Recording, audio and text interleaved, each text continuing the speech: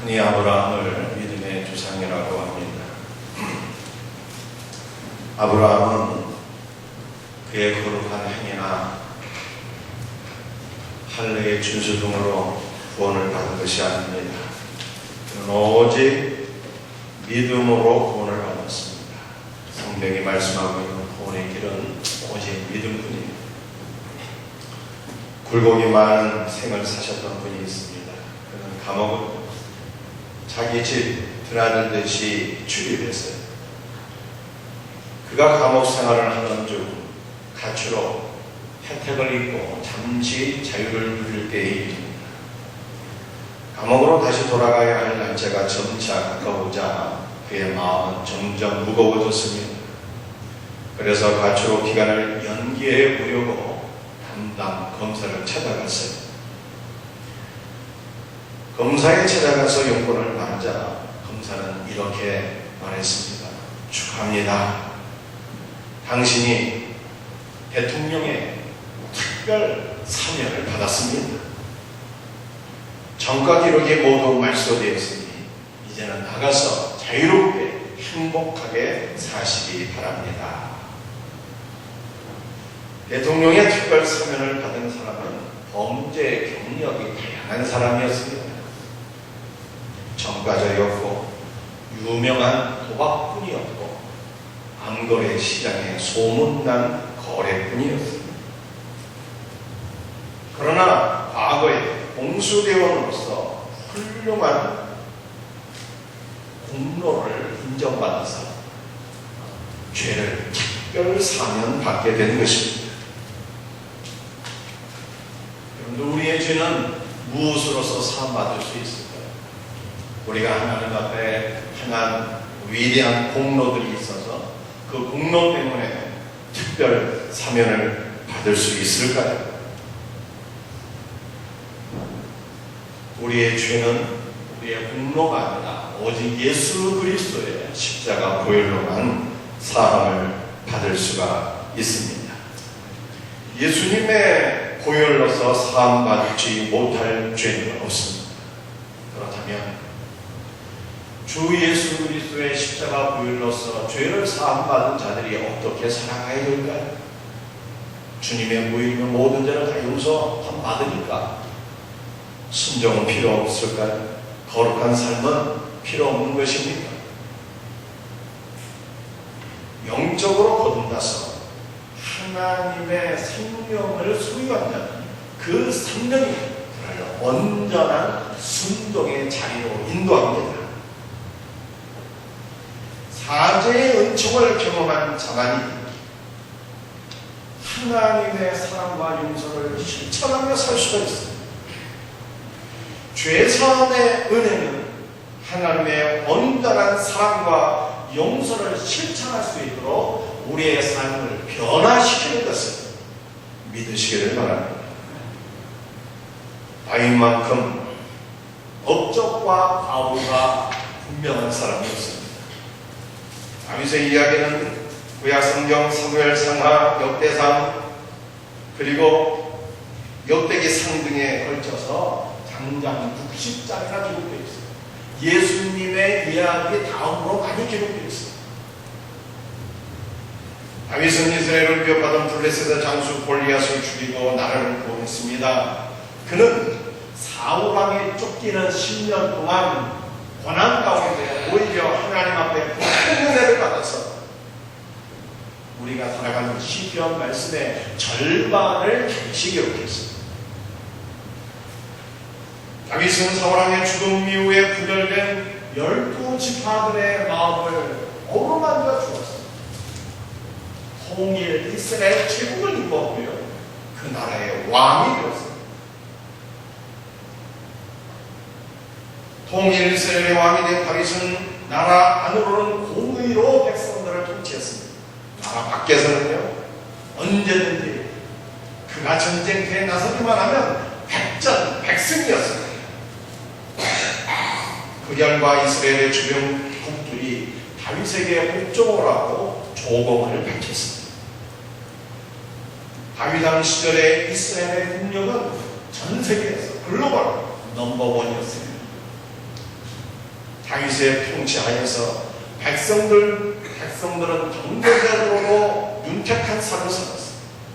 성경이 말씀하기를 백한 목이 평지의 뽕나무만큼 황금이 길거리의 돌멩이만큼 흔하였더라 말씀하고 있습니다. 그는 하나님을 너무나 사랑해서 성전을 건축하기를 소원했어요. 다윗은 하나님의 성전 건축을 위해서 얼마나 위대한 헌신을 했는지 아십니까? 여러분, 우리가 길거리에 나가보게 되면 소형 트럭이지 않습니까? 그런데 다윗은 하나님의 성전 건축을 위해서 60톤 분량의 금을 하나님 앞에 예물로 드렸습니다. 또한 그는 음악을 너무나도 사랑했습니다. 성경에 보니까 다윗은 수금을 아주 잘 쳤는데 그가 수금을 칠 때 성령께서 역사하시고 악령이 떠나가는 놀라운 하나님의 능력이 나타나가 성경이 말씀하고 있습니다. 다윗은요, 너무나도 하나님 앞에 예배를 드리는 것을 기뻐하고 그가 성가대를 조직한 사람인데 다윗이 조직한 성가대의 숫자가 4,000명이나 됐죠. 4,000명. 그 4,000명이나 되는 그 성가대가 다 함께 하나님의 영광을 찬양하게 되었을 때 여러분들 얼마나 놀라운 역사가 일어나겠습니까? 우리의 생명샘교의 성가대가 번창할 수 있기를 주님의 이름으로 축복합니다. 다윗은 이스라엘 역사상 가장 위대한 성공으로 추앙받고 있습니다. 뿐만 아니라 그는요, 예수님의 육신적인 조상이에요. 그래서 마태복음 1장 1절 말씀이 이렇게 시작되는 것 아니겠습니까? 아브라함과 다윗의 자손 예수 그리스도의 계보라. 예수님이 육신적으로 따지면 아브라함과 다윗의 후손으로 이 땅에 오셨다. 이런 다윗이 자신의 흔적을 하나님 앞에서 주장하지 않았습니다. 하나님, 내가 하나님의 나라를 위해서 이토록 위대한 업적을 이룬 것 하나님 보셨습니까? 저는요, 천국에 들어가고 남을 만한 위대한 일들을 했습니다. 이렇게 말하지 않았어요. 다윗은 오히려 자신의 죄를 하나님 앞에 고백했습니다. 여러분들, 다윗의 죄가 무엇일까요? 우리가 이미 잘 알고 있듯이 그는 간음죄를 지었습니다. 오늘날 간음죄는 너무나도 흔한 죄입니다. 아마 제가 알고 있도록 우리나라에서 이 간통죄는 폐지된 것으로 알고 있습니다. 강간이나 성폭행은 죄가 될지어도 서로 눈이 맞아갖고 간음하게 된 것은요, 간통하게 된 것은 죄가 아니라는 거죠. 그러니까 오늘날의 관점에서 다윗의 죄를 풀어보게 되면 다윗은 죄가 아니죠. 왜냐하면 바세바와 더불어서 눈이 맞아갖고 그렇게 된 겁니다. 그런데 구약 시절로 우리가 돌아가서 구약 성경의 관점에서 보니까 그 옛날 간음죄는요, 너무나도 시작되었어요. 간음이나 강간이나 성폭행이나 모든 죄들이 말씀이죠, 사형에 해당되는 중죄였습니다. 걸리기만 하면 돌에 맞춰 죽어야 되는 죄였어요.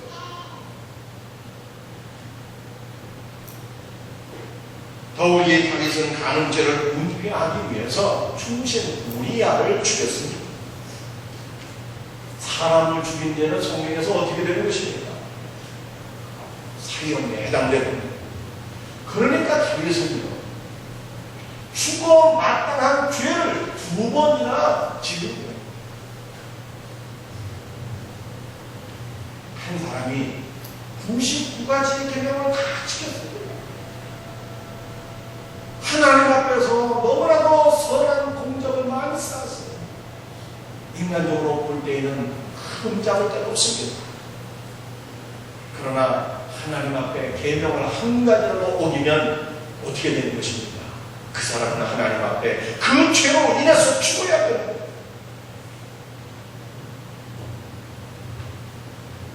따라서 천주교의 선행 공적사상, 선한 일을 쌓아서 공로를 쌓아서 구원받을 수 있다고 하는 것은 너무나도 비성경적인 것이죠.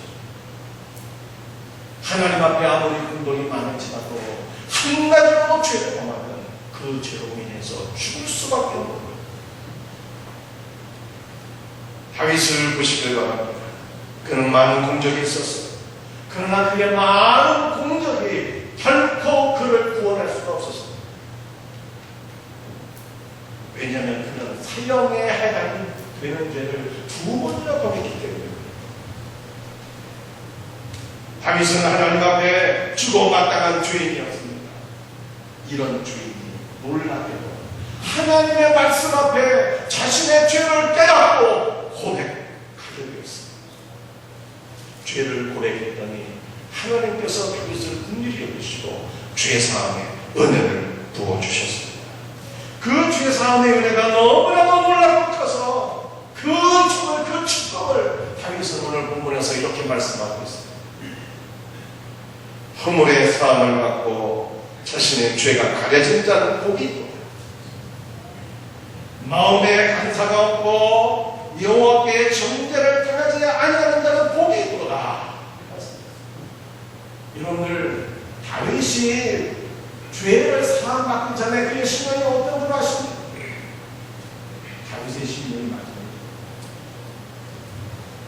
여름 가물철에 비가 안 와서 논밭이 쩍쩍 갈라지는 것처럼 죄를 지고 나서 은혜의 담비가 그에게서 떠나서 그의 심령이 정말 죽을 지경이 되었다. 그랬을 때 자기의 죄를 하나님 앞에 용서를 하게 되었다. 이 죄사함의 은혜가 너무나도 컸고 그 죄사함의 은총이 그를 기쁨으로 사로잡게 됩니다. 여러분들 한번 생각해 보세요. 죽을 수밖에 없는 죄를 용서를 받은 것입니다. 그 결과 죽음에서 생명으로, 지옥에서 천국으로 옮겨졌어요. 이와 같은 은혜를 경험한 다윗의 심령이 얼마나 기쁨과 은혜로 충만했겠습니까? 여러분들, 이러한 은혜를 받은 다윗이 계속해서 살인죄와 간음죄 속에 있었겠습니까? 아니면은 그의 삶이 변화가 되었을 거예요. 진정한 변화는 죄를 용서받은 자만이 할 수 있는 것입니다. 오늘 본문에서 바울은 이렇게 말씀하고 있습니다. 일하고 품삯을 받은 일꾼은 그 쌀이 은혜가 아니고 당연히 받아야 될 보수라는 것입니다. 그러나 일한 것이 없이 품삯을 받은 일꾼의 마음은 어떻겠습니까? 너무나도 감사하지 않겠어요? 우리 예수님께서는 일한 것이 없이 품삯을 받은 일꾼의 이야기를 복음서에서 해주셨습니다. 포도 농장의 주인이 일꾼을 사기 위해서 인력시장으로 나갔어요. 이른 아침에 사서 일꾼을 농장으로 보냈습니다. 그런데 아마도 포도원의 모시가 일할 것이 많이 있었던 이 주인은 맞습니다. 계속 인력시장에 나가서 일꾼들을 사서 포도원 농장으로 들여보냈어요. 아침 9시에도 그랬고 정오의 시간에도 그랬고 오후 3시에도 그랬고, 그런데 오후 5시에도 이 주인이 인력시장에서는 할 일 없이 빈둥빈둥 놀고 있는 일꾼들을 봤어요. 그리고 그들을 불쌍히 여겼어요. 그들을 꼭 사서 농장으로 들여보냈어요. 오후 5시가 되어서 농장에 간 일꾼들이 왔습니다. 옷 갈아입었어요. 곡괭이 찾아들었습니다. 일할 준비를 마치고 땅 팔려고 일하려고 폼을 딱 잡는데 그만 6시 파양 시간이 됩니다.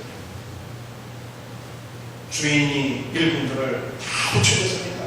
그리고 늦게 온 일꾼들부터 품삯을 주었습니다. 늦게 온 일꾼이 품삯을 받았는데 봉투를 열어보니까 놀랍게도 하루치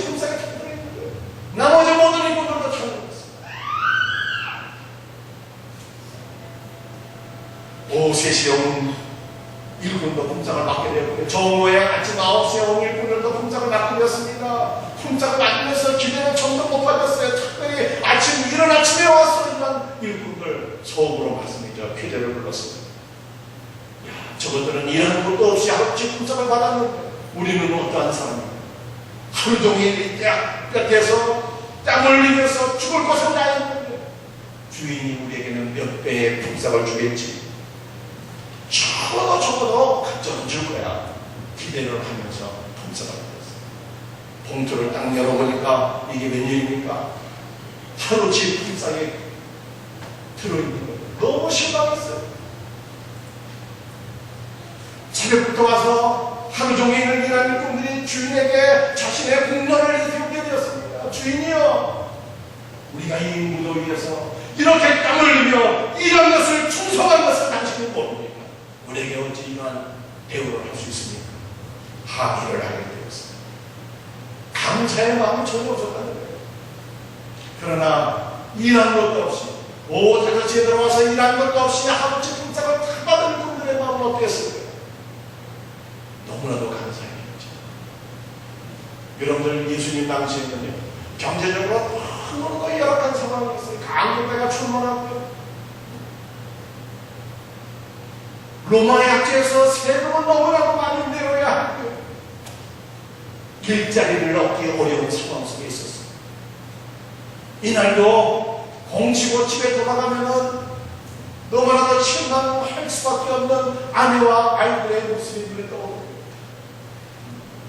그날 저녁도 또 배를 굶주려야 해 가족들의 모습들이 눈에 떠오르고, 그런데 그렇게 될 뻔했는데 선한 주인 만나서 일자리를 얻게 되었어요. 그것도 아무 일한 것도 없는데 하루치 품삯을 다 받았잖아요. 그 분이 말씀이죠. 얼마나 기뻐했을까요? 얼마나 감사가 충만했을까요? 기뻐하고 아내의 모습과 아이들의 모습을 연상하면서 얼마나 행복했습니까? 아마도 일한 것도 없이 하루치 품삯을 다 받은 일꾼은 주인에게 이렇게 얘기했을 것입니다. 주인님, 너무나도 감사합니다. 나는 일한 것도 없는데 주인이 나를 불러주셨고, 나는 일한 것도 없는데 어찌하여 이런 사랑과 은혜를 베풀어 주시는 것입니다. 너무 감사합니다. 그리고 아마 또 이렇게 얘기했을는지 몰라요. 주인님의 사랑과 은혜가 너무 놀랍고 고마워서 이대로 갈 수가 없네요. 나에게 뭐 좀 더 시키실 일은 없나요? 내가 화장실 청소라도 좀 하기를 원하고, 주인님의 집에 들어가서 내가 뭔가 봉사라도 하고 설거지라도 해야지 내가 되겠습니다. 여러분, 이런 마음을 갖고 이런 얘기 하지 않았겠어요? 여러분, 이게 무슨 뜻입니까? 일하는 것이 없다는 것은요, 하나님 앞에 아무런 내성을 업적이 없다는 거예요. 하나님 앞에 아무런 내성을 공덕이 없다는 거예요. 그럼에도 불구하고 하루치 품삯을 다 받았다고 하는 것은요, 일한 것은 없는데, 내세울 일은 없는데 값없이 죄사함과 영생의 복을 받게 되었다는 거예요. 값없이 예수님의 십자가 들로서 죄사함을 받은 성도들이 얼마나 우리가 감사할 것인가. 값없이 예수님의 십자가 들로 죄사함을 받은 성도들이 우리 주님을 위해서 우리가 얼마나 헌신해야 될 것인가 하는 것을 보여주는 것입니다. 다윗에게로 다시 돌아가서, 다윗은 자녀들이 많았습니다.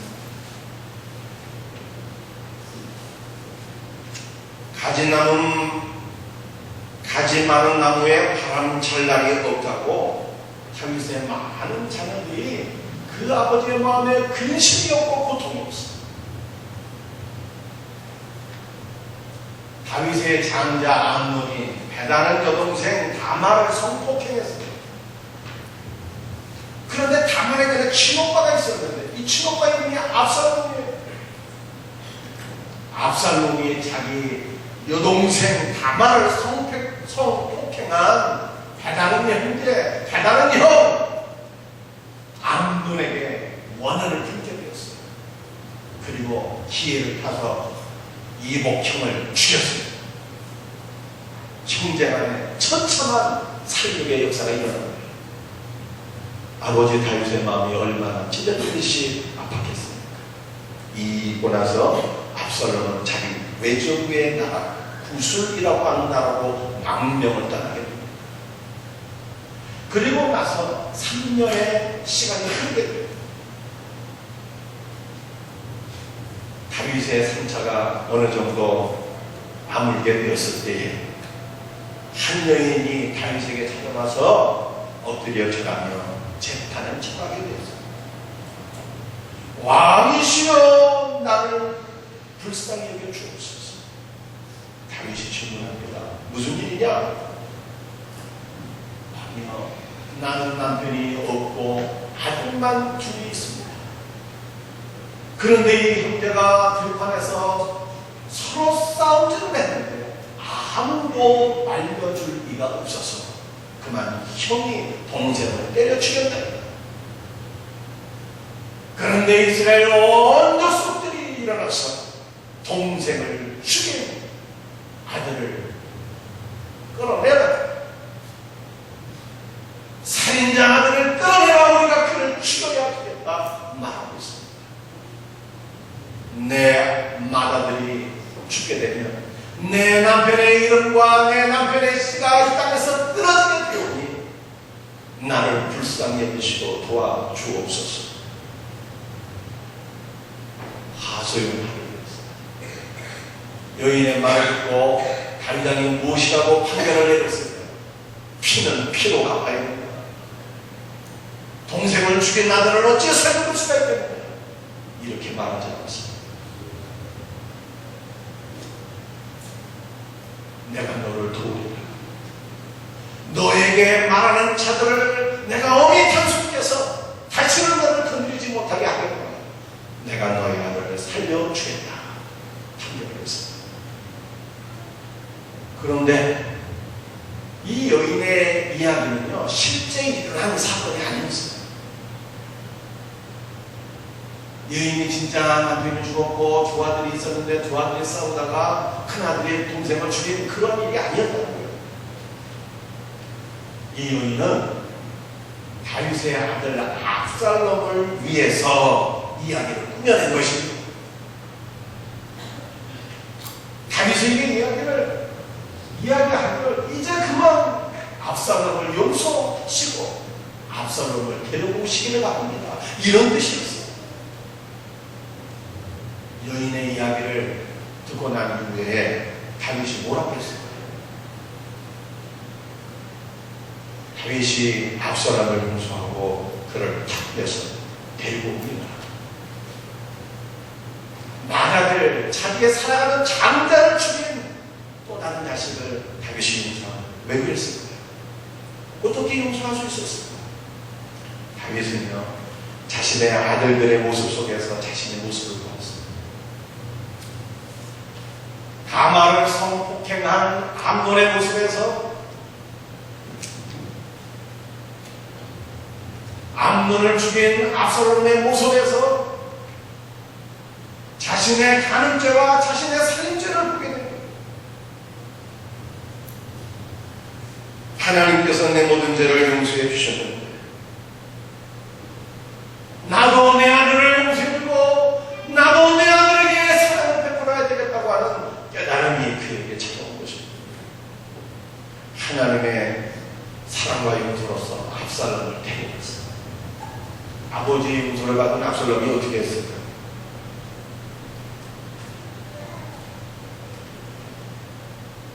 아버지에 대한 모든 미움과 원망의 마음을 다 내려놓아야 했지만 그러지 않았습니다. 압살롬이 아버지에게 품은 원함을 점점 크게만 갖고 마침내는 아버지에게 반응의 깃발을 지켜줬습니다.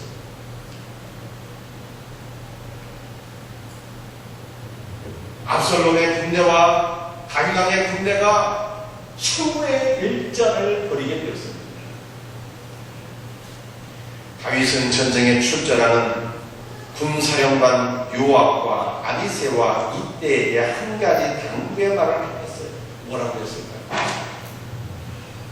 나를 위하여 젊은 압살롬을 너그러이 대하라 이 말을 했습니다.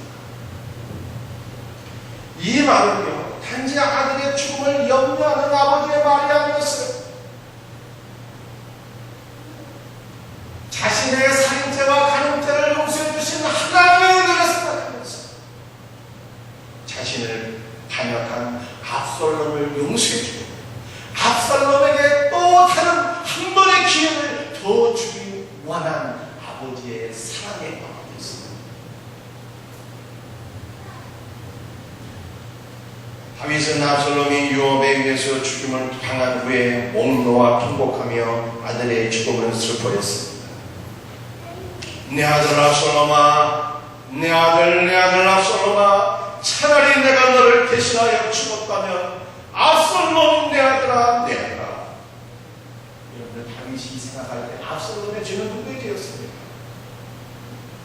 암논의 죄도, 압살롬의 죄도 바로 자신의 죄였던 거예요. 자신의 죄로 인해서 아들들이 범죄를 했고 압살롬이 죽었기 때문에 그는 자신의 죄를 바라보면서 하나님 앞에 목 놓아 통곡하게 되었습니다. 하나님께 죄를 사함받은 다윗은요, 압살롬을 정죄하고 판단하고 심판하는 것이 아니라 하나님께서 자신을 용서하신 그 사랑과 압살롬을 용서해 하나님께서 자신에게 한 번의 기회를 더 주었듯이 반역을 일으킨 압살롬에게도 한 번의 기회를 더 주기를 원했습니다. 이것이야말로 사죄의 은총을 경험한 성도의 모습이 아닐 수가 없습니다. 여러분이 잘 알고 있는 어거스틴의 얘기를 해드리고자 합니다. 354년 어거스틴은 오늘날 알제리에 있는 타가스타에서 이교도 아버지 파트라쿠스와 경건한 어머니 모니카로부터 태어났습니다. 아버지 파트라쿠스는 부인의 설득으로 뒤늦게 신자가 되었고, 그러나 어거스틴이 13살 되는 때 세상을 떠났습니다. 어머니 모니카의 기대와는 달리 어거스틴은 방탕한 삶을 살았습니다. 16살에 사생자를 낳았고요, 만이교에 심취하게 되었습니다. 386년 여름날 인생의 흥미로 고민하는 어거스틴에게, 32살의 어거스틴에게 즉 정원에서 어린 아이의 노래 같은 신비한 음성이 들려오게 되었습니다. 성경책을 집어 읽으라. 그는 그 말을 듣고 성경책을 집어서 눈에 들어오는 말씀을 읽게 되었습니다. 로마서 13장 13절 14절 말씀. 예수 그리스도의 옷을 입고 정욕과 육신의 일들을 추구하지 말라. 이 말씀을 읽는 순간 어거스틴은 빛을 발견하는 감격을 느꼈고 신자가 되기로 결심했습니다. 어거스틴은 이듬해 부활절의 세례를 받게 되었는데 이 날만을 손꼽아 기다려온 경건한 어머니 모니카는 감격에 못 이겨서 눈물을 흘리게 되었습니다. 세례를 받은 후 고향으로 돌아온 어거스틴은 집만 남기고 재산을 모두 정리해서 가난한 사람들에게 나누어 주고, 그리고 그의 집은 수도원으로 바뀌어졌습니다. 390년 사제가 된 이후에는 이름난 설교자가 되었고 교회에 그릇까지 담으면서 선행과 구제에 힘쓰게 되었습니다. 어거스틴이 세례를 받은 후에 모든 재산을 다 정리해서 선행과 구제에 힘쓴 이유가 무엇일까요? 나의 나된 것이 하나님의 은혜이기 때문에 이 기도에 빠져 있었고 사상자를 낳는 등 너무나도 방탕한 삶을 살았지만 하나님께서 나의 죄를 용서해 주시고 또 한 번의 기회를 주셨기 때문에 어거스틴은 변화된 삶을 하나님의 기대에 부응하게 된 것입니다. 이것이 죄를 용서받은 성도의 삶입니다. 우리 한국교회는 너무나도 위대한 목회자들이 있으셨습니다. 여러분이 잘 알고 있는 한경재 목사님이 그 가운데 한 분입니다. 한경재 목사님은 세계적으로 손꼽히는 장로교회를 설립하시고 많은 교육기관을 세우시고 일평생 청결한 삶을 살았습니다. 놀랍게도 한경재 목사님은요, 자기 이름으로 된 통장을 소유한 일이 없으시다고 합니다. 물론 오늘날 상황에서는 조금 다를 수도 있었겠다는 생각은 들어요. 어느 날은 사례비도 다 통장으로 자동이체가 되고 카드를 하나 써도 다 통장이 있어야 되니까 오늘날 상황은 좀 다를 수가 있었겠지만 아무튼 대단히 놀라운 일이 아닐 수가 없습니다. 종교계의 노래상으로 일컬어지는 캠프단 상을 수상하셨는데 상금이 100만 달러입니다. 우리나라 돈으로 10억이 넘는 거예요. 그런데 이 상금을 다 북한 선교를 위해서 헌신하셨어요. 그러면서 상을 수상하실 때 이런 말씀을 하셨어요. 나는 1분 동안 100만 장자가 되어보라. 1분 동안 상금 100만 달러 갖고 있어가고 100만 장자가 되어보았다. 한 분을 더 말씀을 드리면 박윤성 목사님, 이분은 목회자가 아니고 신학자이시기 때문에 여러분이 잘 알지 못할 수도 있습니다. 일평생 말씀을 사랑하고 연구하신 분입니다.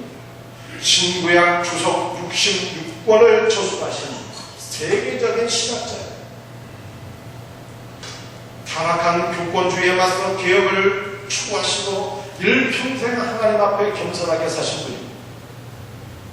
그런데 이 두 분이 다 공통점이 있다는 거예요. 무슨 공통점이 있을까요? 일제 식민 시절에 그 일제의 압제에 못 이겨서 신사를 참배한 우상 숭배의 죄가 있습니다.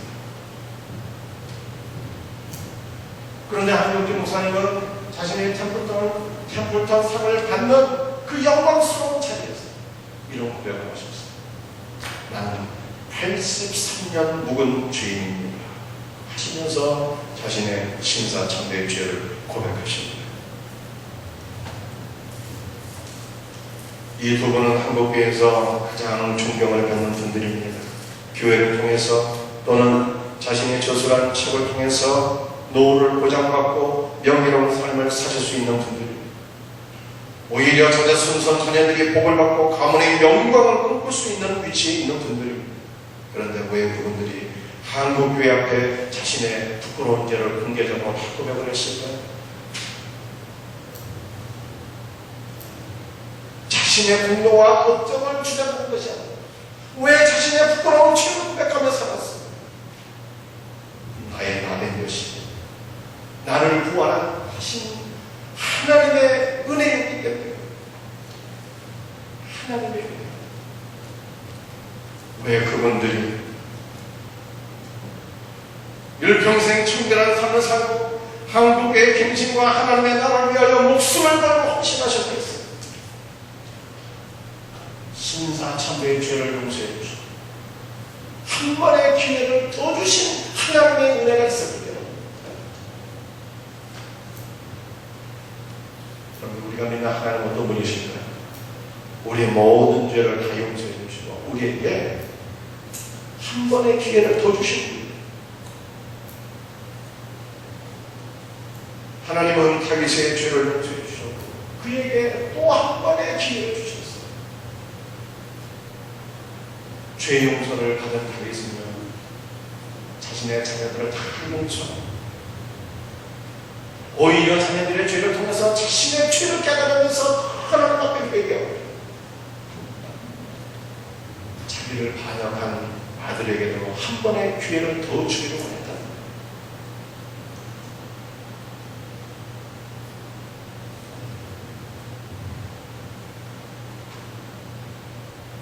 가지 많은 나무에 바람 잘 들었다고 저도 아이들의 모습을 바라보면서 저의 죄를 깨닫고 하나님 앞에 회개하고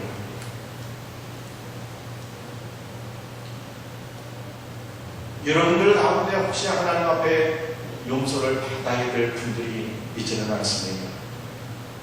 하나님은 우리의 죄를 용서해 주시는 예수 그리스도의 십자가를 바라보고 의지할 수 있는 은혜가 있기를 바랍니다.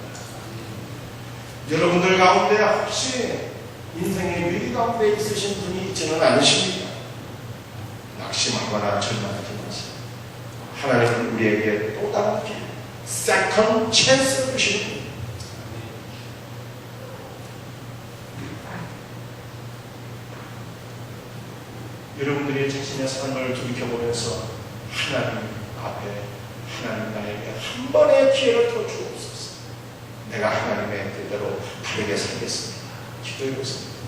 하나님께서 우리를 긍휼히 여겨주실 줄 믿습니다. 하나님의 용서를 경험한 자는요, 용서를 실천합니다. 사랑하는 성도들이 하나님의 용서를 경험하셨습니까? 그렇다면 용서를 실천하며 살아야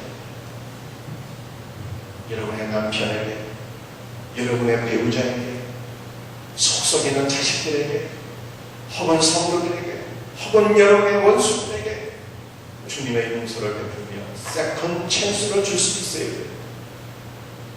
이것이 주님의 사랑과 용서를 받은 성도의 삶인 것을 믿으시기를 바랍니다.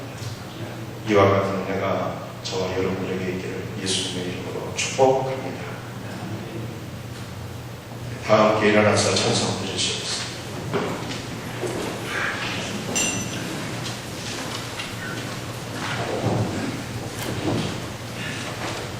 우리 하나님께서 우리의 모든 죄를 용서해 주시고 우리를 품으시는 분,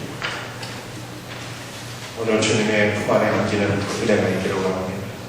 그리고 그 은혜와 그 사랑과 그 용서로서 우리가 서로를 품으며 살기를 원합니다. 우리 이러한 고백으로 찬양 드리겠습니다. 우리 복음성가 주 품에 품으소서, 능력의 벌로 나를 덮으소서 찬양 드리겠습니다.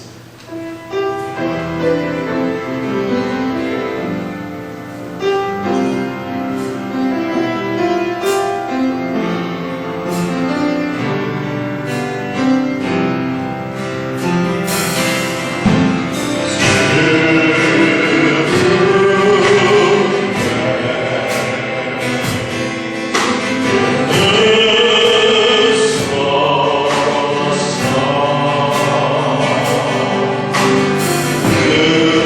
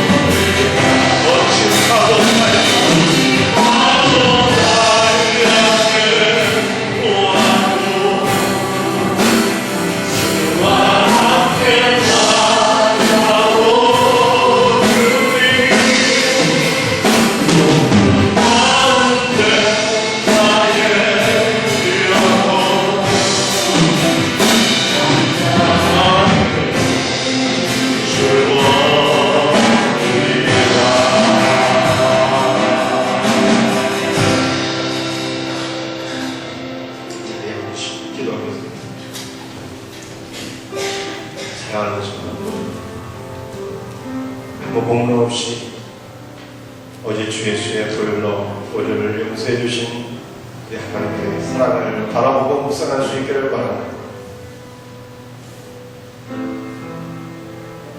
우리를 심판하지 아니하시고 우리가 범죄한 대로 우리의 죄를 갚지 아니하시고 우리에게 또 한 번의 기회를 주시고 우리를 살려주신 하나님의 은혜를 묵상할 수 있기를 바랍니다. 이 사랑과 은혜를 받은 자들이 어떻게 살아야 되겠습니까? 주님의 사랑과 용서를 실천해야 합니다. 우리 가족에게, 우리 영적인 가족에게, 우리의 이웃과 원수들에게 주님의 사랑과 용서를 실천하고 세컨 찬스를 줘야 되는 것. 이것이 죄를 사함받는 성도의 삶이 아니겠습니까? 우리는 오히려 우리 속속에는 우리 자녀들의 모습을 바라보면서 다윗처럼 우리의 죄를 깨닫고 하나님 앞에 통곡하며 기도합니다. 사랑하는 성도들이여, 오늘 이 시간 주님 앞에 우리의 죄를 고백하고 죄 사함의 은혜를 간구합시다. 하나님 우리 모두에게 한 번의 기회를 더 주시고 우리가 하나님 앞에 바르게 살며 없어서 기도할 수 있는 은혜가 있기를 바랍니다. 주신 말씀 붙잡고 주의 문에 주며 기도하겠습니다. 주여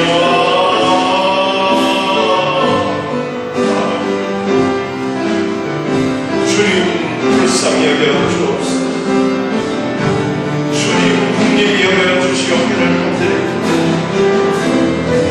아버지 하나님 불쌍히 여겨 주옵기를 간절히 긍휼히 여겨 주옵기를 간절히 아버지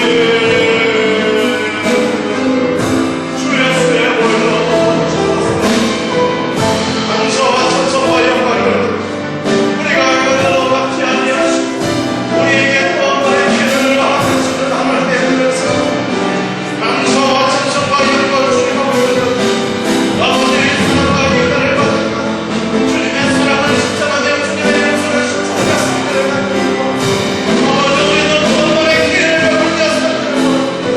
주여 우리 자녀들의 모습 속에서 우리의 죄를 따라가고 하나님 우리를 위하고 어머니 우리의 편안한 삶을 나아갔습니다. 주여 도와주시옵소서. 오늘 성찬 예식을 걸어가기 원합니다.